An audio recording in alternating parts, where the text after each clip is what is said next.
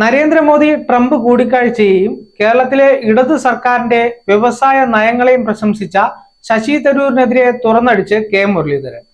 Party നയം തള്ളി എല്ലാ കാര്യങ്ങളിലും നേതാക്കൾക്ക് വ്യക്തിപരമായ അഭിപ്രായം പറയാനാകില്ലെന്നും തരൂർ പാർട്ടിക്ക് വിധേയനാകണമെന്നും മുരളീധരൻ തുറന്നടിച്ചു. തരൂരിന്റെ നടപടി അച്ചടക്ക ലംഘനമാണ്.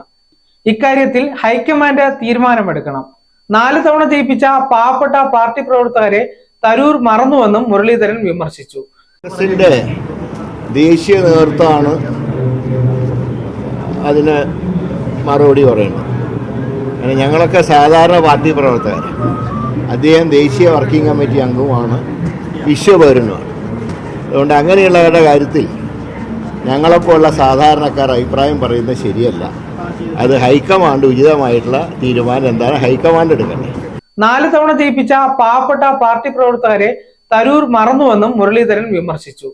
കോൺഗ്രസ് പ്രവർത്തക സമിതി അംഗത്വം പാർട്ടിയെ വിമർശിക്കാനുള്ള ആയുധമാക്കരുതെന്നും മുരളീധരൻ പറഞ്ഞു. അതേസമയം പാർട്ടിയെ വെല്ലുവിളിച്ച ശശി തരൂരിനോടുള്ള നേതൃത്വത്തിന്റെ നിലപാടിൽ സംസ്ഥാന കോൺഗ്രസിൽ തന്നെ ഭിന്നത രൂക്ഷമായി കൊണ്ടിരിക്കുകയാണ്. തരൂരിനെ ഒട്ടും വിമർശിക്കാതെ വ്യവസായ മന്ത്രിയുടെ അവകാശവാദങ്ങളെ മാത്രം തള്ളിപ്പറഞ്ഞ KPCC അധ്യക്ഷന്റെ പ്രതികരണത്തോടെയാണ് ഭിന്നത രൂക്ഷമാകുന്നത്. ശക്തമായ ഭാഷയിൽ തരൂരിനെ തള്ളിപ്പറഞ്ഞ പ്രതിപക്ഷ നേതാവ് VD സതീശനും UDF കൺവീനർ MM ഹസനുമടക്കം രംഗത്തെത്തിയപ്പോൾ ചില നേതാക്കൾ മൗനത്തിലുമാണ്. വ്യക്തിപരമായി അഭിപ്രായം പറയണമെങ്കിൽ തരൂർ കോൺഗ്രസ് പ്രവർത്തക സമിതി അംഗത്വം രാജിവെക്കണമെന്നായിരുന്നു ഹസൻ അടക്കം മറ്റുള്ളവർ പറഞ്ഞത്.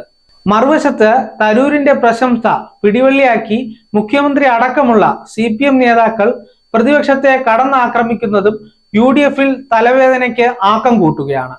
News desk zag news. Where entertainment means information. Watch SAG News. നേരിന്റെ വാർത്തകൾ നിങ്ങളുടെ വിരൽത്തുമ്പിലെത്താനായി സാഗ് ന്യൂസ് ചാനൽ സബ്സ്ക്രൈബ് ചെയ്തും ഷെയർ ചെയ്തും ഒരു ശരിയായ മാധ്യമ നിലപാടിനൊപ്പം നിൽക്കാൻ ഞങ്ങൾ നിങ്ങളെ ക്ഷണിക്കുന്നു.